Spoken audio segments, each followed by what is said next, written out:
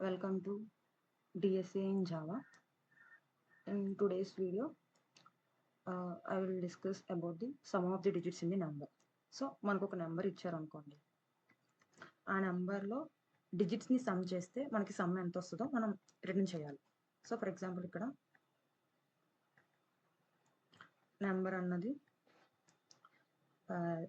687 కదా. సో మనం డిజిట్స్ని కౌంట్ చేస్తే, డిజిట్స్ అంటే ఏంటి, 6, 8, 7 కదా. సో 6ని అండ్ 8ని అండ్ 7ని మనం యాడ్ చేస్తే కౌంట్ ఎంత వస్తుంది? 6 + 8 14 అండ్ 14 + 7 21. మనకు వచ్చే వాల్యూ అన్నది 21.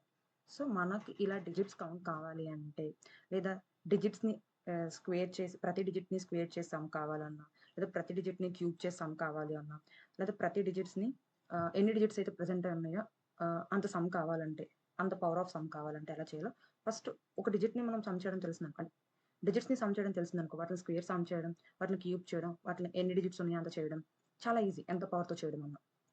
సో ఫస్ట్ నేనేం చేస్తాను అంటే, ఫస్ట్ ఈ 6, 8, ఈ 7లో నేనేం చేస్తాను అంటే ఒక వేరియబుల్ తీసుకుంటా, సమ్ అని చెప్పి. ఎందుకంటే వేరియబుల్ నేను సమ్మని స్టోర్ చేయాలి కదా. అంటే ప్రతి డిజిట్ని సమ్ చేశాక నాకు వాల్యూని స్టోర్ చేసుకోవాలంటే ఒక వేరియబుల్ కావాలి కదా.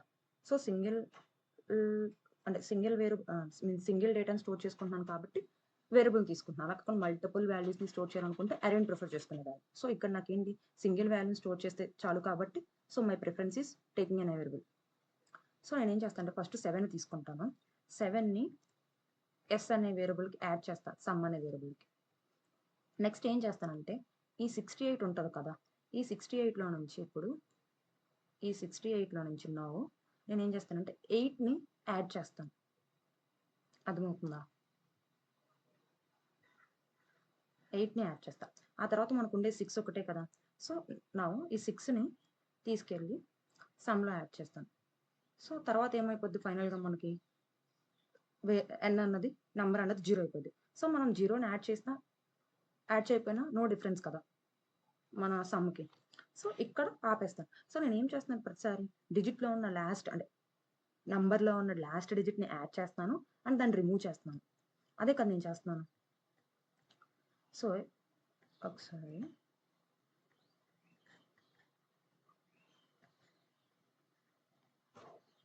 ఫస్ట్ నేను n = 687 అని తీసుకుంటున్నాను. నేను ఏం చేస్తానంటే సమ్ అనే ఒక వేరియబుల్ని తీసుకుంటున్నాను, 0. ఏం చేస్తానంటే వైల్ లూప్ తీసుకుని, నేను ఈ వైల్ లూప్లో ఏం చేస్తానంటే n > 0 అయితే మాత్రం, అంటే n > 0 అంటే ఖచ్చితంగా డిజిట్ ప్రెజెంట్ అయ్యి ఉంది. ఇప్పుడు n = 0 అన్నాం అనుకో, నో వాల్యూ కదా, ఏ డిజిట్స్ లేదు కదా. సో మన డిజిట్స్ అంటే ఏం చేస్తాం, సో > 0 ఉంటే అవి డిజిట్స్గా కౌంట్ చేస్తాం కదా. సో నేను ఇక్కడ ఏం చేస్తానంటే సమ్ ప్లస్, ఇప్పుడు ఇచ్చిన గివెన్ నెంబర్ని నేను nతో డివిజన్ ఆపరేషన్ పర్ఫామ్ చేశాను అనుకో, ఇది ఎందుకు, రిమైండర్ కోసం. అంటే నేనేం చేస్తున్నాను, రిమైండర్ అంటే ఏమొస్తుంది మనకి, లాస్ట్ వాల్యూ కదా వచ్చేది. సో ఆ లాస్ట్ వాల్యూని సమ్కి యాడ్ చేస్తున్నాను. తర్వాత n వాల్యూలో నుంచి లాస్ట్ డిజిట్ని తీసేయాలంటే ఏం చేయాలి, డివిజన్ చేయాలి కదా. సో డివిజన్ చేస్తే కోఎఫిషియంట్ వస్తుంది. కోఎఫిషియంట్ వచ్చింది అంటే ఈ n అన్నది రిమూవ్ అయిపోతుంది. సో లాస్ట్కి నాకు సమ్ ఎంత వస్తుందో చూద్దాం.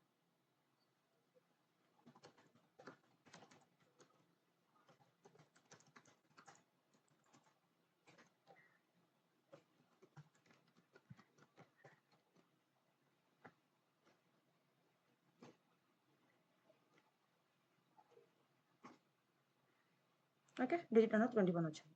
సో నౌ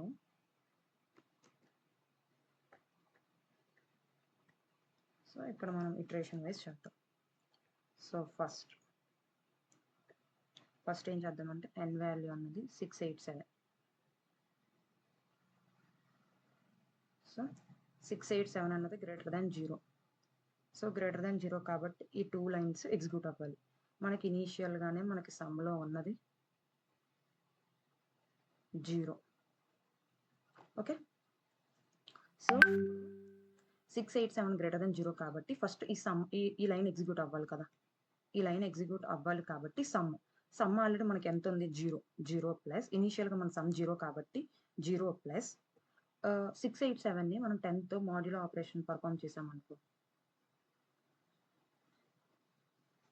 10 టేబుల్తో ఫస్ట్ 6 times 60 అండ్ నెక్స్ట్ 8 అన్నది వస్తుంది. నెక్స్ట్ 7 ఇక్కడికి వస్తే 87 అంటే ఏంటి 8 times నెక్స్ట్ 80 మనకి ఏమొస్తుంది 7. సో 7 అన్నది ఇక్కడ రిమైండర్. సో 7 యాడ్ చేస్తున్నాను ఇప్పుడు. సో ఫైనల్గా సమ్లో ఉన్న వాల్యూ ఎంత అంటే 7. ఓకే, నెక్స్ట్ ఇప్పుడు మన కోఎఫిషియంట్లో ఉన్న వాల్యూ ఏంటి 68. ఇక్కడ ఇదే కదా n = n/10 అంటే ఏంటి కోఎఫిషియంటే కదా. ఇక్కడ మనకి ఏమొచ్చింది 68. నౌ 68 అన్నది >0 కదా. సో >0 అంటే మళ్ళీ అగైన్ ఇది ఎగ్జిక్యూట్ అవ్వాలి. సో సమ్లో ఎంత ఉంది, సమ్లో అంతకు ముందర నాకు ప్రీవియస్గా 7 ఉంది. సో ఇప్పుడు నేను 68ని 10తో డివైడ్ చేస్తే 6 times అండ్ ఇక్కడ 60 వస్తుంది, 8 అన్నది రిమైండర్ వస్తుంది. సో 7కి ఏం చేయాలి నేను ఇప్పుడు 8ని యాడ్ చేస్తున్నాను. సో ఫైనల్గా ఎంత వస్తుంది వాల్యూ 15 వస్తుంది. ఓకే, ఇప్పుడు నెక్స్ట్ కోఎఫిషియంట్ ఏమో నెక్స్ట్ ఈ లైన్ కదా, ఈ లైన్ కదా, ఈ లైన్ అంటే నథింగ్ బట్ ఇదే కదా 6. ఇప్పుడు నెక్స్ట్ మళ్ళీ వైల్ కండిషన్ 6 > 0 కదా. సో ఇప్పుడు మనం 10ని అంటే ఇప్పుడు మనం 6ని మనం 10తో డివైడ్ చేస్తే మనకి ఏమొస్తుంది, ఇక్కడేమో 0 వస్తుంది, ఇక్కడేమో యాజ్ ఇట్ ఈస్ 6 అనేది రిమైండర్గా వస్తుంది. సో 15కి 6 యాడ్ చేస్తే ఎంత 21 కదా, 21 అండ్ n వాల్యూ ఏమైపోతుంది 0 అయిపోతుంది కదా. సో n వాల్యూ అనేది 0 అయింది. 0 > 0నా ఫాల్స్ కదా. సో ఇది ఫాల్స్ కాబట్టి మనం వైల్ లూప్ నుంచి బయటకు వచ్చేస్తాం. ఇక్కడ ఎంతైతే సమ్ ఉందో అసలు మనం ఇక్కడ ఏం చేస్తున్నామంటే మనం ఇక్కడ 3 స్టెప్స్ చేస్తున్నాం. ఫస్ట్ కండిషన్ చెక్ చేస్తున్నాం n > 0నా కాదా. ఇన్ కేస్ n అనేది >0 అయితే వైల్ లూప్లోకి వెళ్ళి వైల్ లూప్లో ఉన్న 2 స్టేట్మెంట్స్ని ఎగ్జిక్యూట్ చేస్తాం. ఫస్ట్ స్టేట్మెంట్ ఏంటి, సమ్లో ప్రీవియస్గా ఉన్న వాల్యూకి ఇప్పుడు వచ్చిన రిమైండర్ని 10తో డివైడ్ చేసినప్పుడు వచ్చిన రిమైండర్ని యాడ్ చేస్తున్నాం. యాడ్ చేశాక ఆ డిజిట్ని రిమూవ్ చేసేస్తున్నాం. ఆ డిజిట్ పోవాలి అంటే ఏం చేయాలి 10తో డివైడ్ చేయాలి కదా. సో 10తో డివిజన్ ఆపరేషన్ పర్ఫామ్ చేస్తున్నాం. సో ఈ కోడ్ ఎగ్జిక్యూట్ చేస్తాను. ఫస్ట్ ఏం చేస్తున్నాను, ఫస్ట్ ఒక సమ్ అనే ఒక వేరియబుల్ తీసుకుంటున్నాను, దాంట్లో వాల్యూ స్టోర్ చేస్తున్నాను. నెక్స్ట్ వైల్ లూప్ తీసుకుంటున్నాను, n అనేది >0 అయితే లోపలికి వెళ్తాను, వైల్ లూప్ లోపలికి బాడీలోకి వెళ్తాను, సమ్ ప్లస్ ఏం చేస్తాను ఇప్పుడు నాకు రిమైండర్ కావాలంటే ఏం చేస్తాను మాడ్యులో ఆపరేషన్ పర్ఫామ్ చేస్తాను. Next n = n/10. సో ఫైనల్గా లాస్ట్కి ఏమైపోయింది వైల్ లూప్ ఎగ్జిక్యూషన్ స్టాప్ అవ్వాలి అంటే మన n వాల్యూ అనేది 0 అవ్వాలి. n వాల్యూ 0 అవ్వడం అంటే ఏంటి డిజిట్ నెంబర్లో ఉన్న అన్ని డిజిట్స్ని సమ్ చేసేసామని అర్థం ఎప్పుడైతే n వాల్యూ 0 అవుతుందో.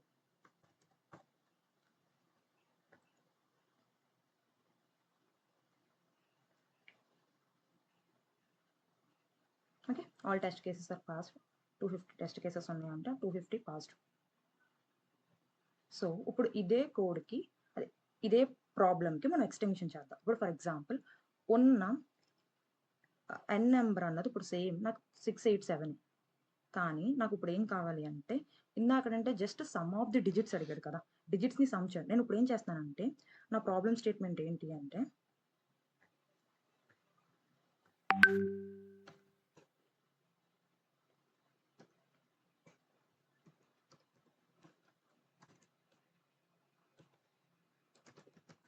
I want the square of each digit sum. నేను ఇప్పుడు ఏం చేయాలనుకుంటున్నాను అంటే ప్రతి డిజిట్ని స్క్వేర్ చేసి నాకు టోటల్ సమ్ కావాలి. స్క్వేర్ ఆఫ్ ఈచ్ డిజిట్ని స్క్వేర్ చేసి నాకు టోటల్ సమ్ కావాలి. టోటల్ సమ్ అంటే ఇప్పుడు ఇక్కడ ఏంటి నథింగ్ బట్ ఇక్కడ ఏంటి అంటే ఇప్పుడు 6 ఉంది, 6 అన్నది ఒక డిజిట్, 8 అన్నది ఒక డిజిట్, మనకి ఇక్కడ 7 అన్నది ఒక డిజిట్. సో నేను ఏం కావాలనుకుంటున్నాను అంటే ఇప్పుడు 6 స్క్వేర్ ఎంత 36, 8 స్క్వేర్ ఎంత 64, 7 స్క్వేర్ ఎంత 49. దీన్ని మొత్తాన్ని యాడ్ చేస్తే ఎంత 10 and 19, 9 1 10 and 3 13, 13 + 1 14. అంటే నాకేమొస్తుంది 144 వస్తుంది. అదే 149 వస్తుంది. సారీ ఇక్కడ 149 వస్తుంది. 149 వస్తుంది. సో నాకిది కావాలి. సో ఏం చేస్తాం? ఇందాకడ కోడ్‌కి మనం ఏం చేయం. ఇందాకడ కోడ్ యాజ్ ఇట్ ఈజ్ అదే సేమ్ లాజిక్. ఇదే సేమ్ లాజిక్. బట్ ఇప్పుడు ఏం చేస్తామంటే మనం ఇక్కడ మనం ఏం చేసాం? సమ్ చేసాం కదా! ఇక్కడ ఏదైతే మనకు డిజిట్ వచ్చిందో దాన్ని యాడ్ చేసేసాం కదా సింపుల్‌గా. ఇక్కడ ఏం చేస్తానంటే నేను ఇక్కడ ఏం చేస్తాను అంటే ఫస్ట్ రిమైండర్‌ని స్టోర్ చేసుకుంటా. ఒక ఇంట్ r అని ఒక వేరియబుల్ తీసుకొని దాంట్లో 10తో డివిజన్ ఆపరేషన్ పర్ఫార్మ్ చేసినప్పుడు నాకు ఏదైతే రిమైండర్ వచ్చిందో దాన్ని స్టోర్ చేసుకుంటాను. సో r అనే వేరియబుల్‌లో. సో ఇక్కడ ఏం చేస్తానంటే జస్ట్ r ఇంటూ r అంటాను. అంతే కదా! r అంటే ఒక నంబర్ ఒక స్క్వేర్ అంటే ఏంటి? ఇప్పుడు స్క్వేర్ అంటే ఏమంటాం మనం? సేమ్ డిజిట్‌ని మళ్ళీ సేమ్ డిజిట్‌తో మల్టిప్లై చేయడం కదా! నేను కూడా ఇక్కడ అదే చేస్తున్నాను కదా! ఫస్ట్ ఏం చేస్తున్నాను నేను ఇక్కడ డిజిట్‌ని రిమైండర్‌ని r అనే ఒక వేరియబుల్‌లో స్టోర్ చేసుకొని దాన్ని ఏం చేస్తున్నాను 2 టైమ్స్ మల్టిప్లై చేస్తున్నాను. ఫర్ ఎగ్జాంపుల్ ఇక్కడ చూడండి. ఒక సిస్టమ్ డాట్ అవుట్ ఆఫ్ ప్రింట్ఎల్ అని పెట్టుకుంటున్నాను.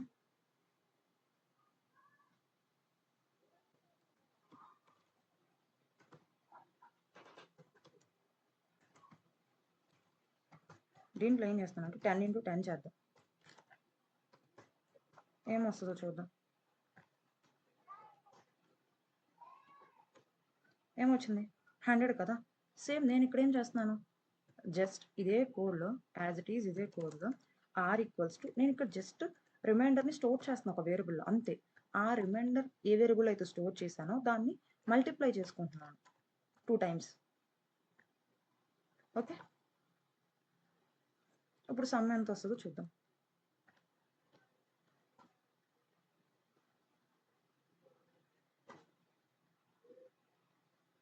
వన్ 149 కదా మనకు కూడా వచ్చింది. ఫర్ ఎగ్జాంపుల్ ఇదే దీన్ని మనం ఇప్పుడు ఇప్పుడు క్యూబ్ చేయాలనుకుంటున్నాం అనుకో డిజిట్‌ని. ప్రతి డిజిట్‌ని క్యూబ్ చేసి దాని సమ్ కావాలనుకుంటున్నాను అనుకో. ఏం చేస్తాను జస్ట్ మళ్ళీ ఇంకొకసారి rని యాడ్ చేసుకుంటాను.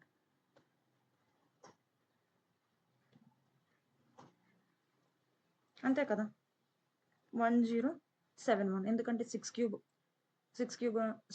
అండ్ అలాగే 8 క్యూబ్ అండ్ అలాగే 7 క్యూబ్ చేసి మనం సమ్ యాడ్ చేస్తే వస్తది కదా!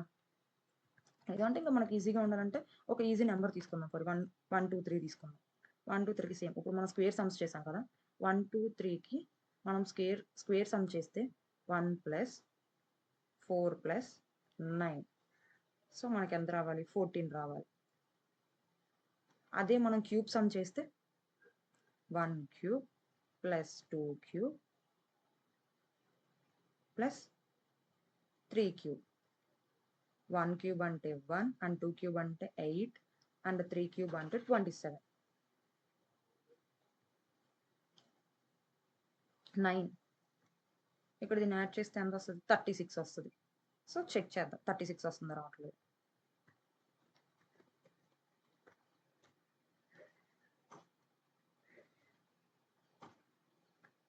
ఓకే. 36 ఇక్కడ ఏమన్నా మారుస్తున్నానా? ఫర్ ఎగ్జాంపుల్ ఇక్కడ 4 అన్నారనుకో పవర్ 4 మళ్ళీ ఏం చేస్తాం జస్ట్ rని మల్టిప్లై చేస్తే సరిపోతది కదా!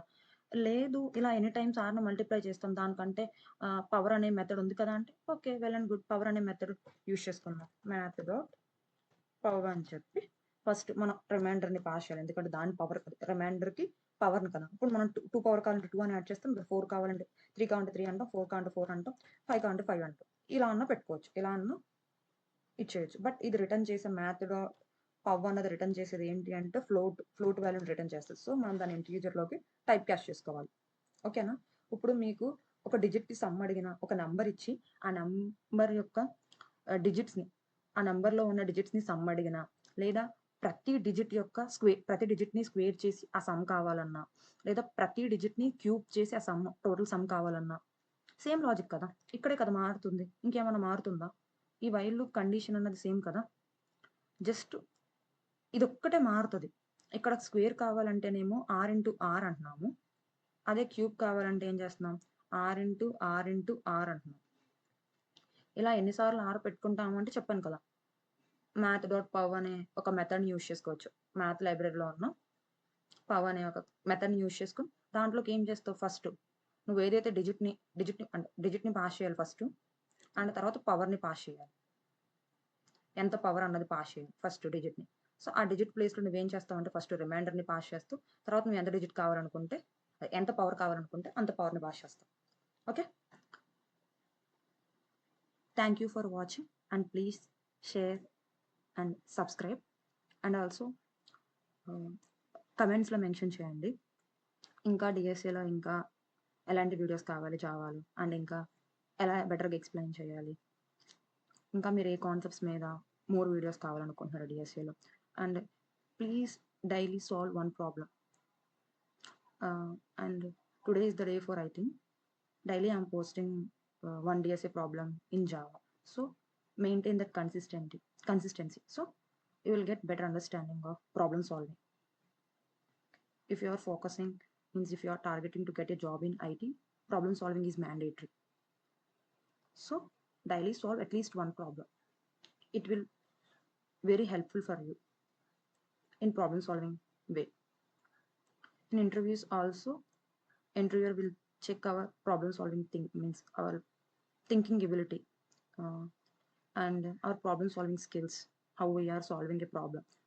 సో ఫస్ట్ మనం ఏం చేయాలంటే బ్రూట్ ఫోర్స్లో సాల్వ్ చేయడానికి ట్రై చేయాలి ఎనీ ప్రాబ్లం, ఇంటర్వ్యూస్లో కానీ దేంట్లోనూ.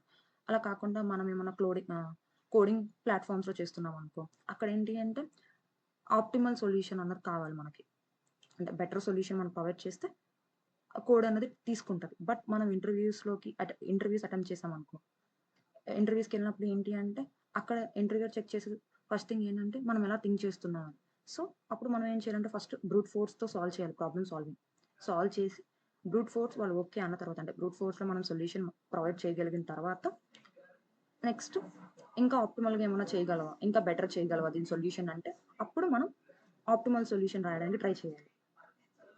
ఓకే, ఫస్టే మనం ఆప్టిమల్ సొల్యూషన్లోకి జంప్ చేసేయకూడదు డైరెక్ట్గా. ముందు మనం బ్రూట్ ఫోర్స్లో సాల్వ్ చేసుకుంటూ వెళ్ళి లాస్ట్కి ఆప్టిమల్ సొల్యూషన్ని చేయగలిగేటట్టు, అంటే చేసిన బ్రూట్ ఫోర్స్ కంటే కూడా బెటర్ సొల్యూషన్ ఏమన్నా చేయగలిగితే చేయొచ్చు, లేదా మీకు ఆప్టిమల్ సొల్యూషన్ చేయగలరు అంటే అదన్నా చేయొచ్చు. సో స్టెప్ బై స్టెప్ అనేది సాల్వ్ చేసుకుంటూ వెళ్ళాలి. అండ్ డైరెక్ట్గా ఆప్టిమల్ సొల్యూషన్స్ చేయడానికి ట్రై చేయొద్దు. ముందు బ్రూట్ ఫోర్స్లో ట్రై చేయండి, తర్వాత ఆప్టిమల్కి చేయడానికి ట్రై చేయండి. Okay, thank you.